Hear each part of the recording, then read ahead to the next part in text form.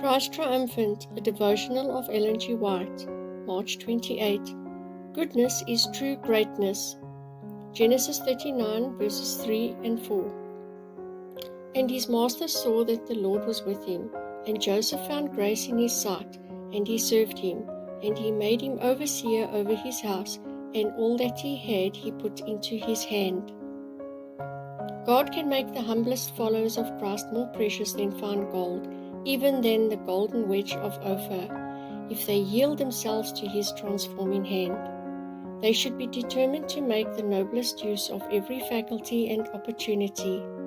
The Word of God should be their study and their guide in deciding what is the highest and best in all cases. The one faultless character, the perfect pattern set before them in the gospel, should be studied with deepest interest. The one lesson essential to learn is that goodness alone is true greatness. The weakest follower of Christ has entered into an alliance with the infinite power. In many cases, God can do little with men and women of learning because they feel no need of leaning upon Him who is the source of all wisdom.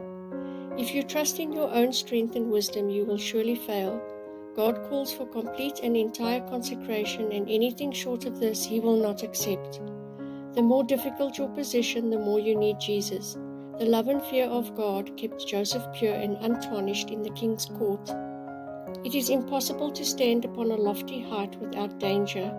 The tempest leaves unharmed the modest flower of the valley, while it wrestles with the lofty tree upon the mountain height.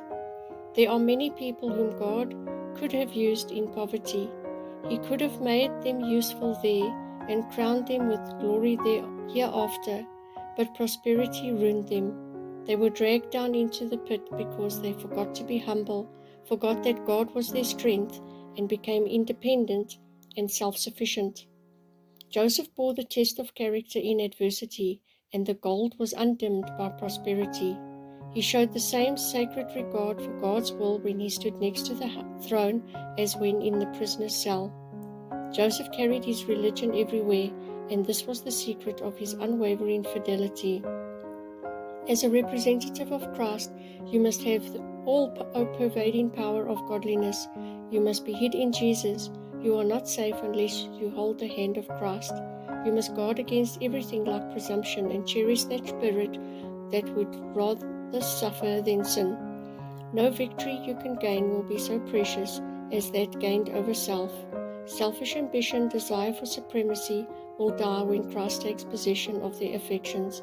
Manuscript 14, 1889.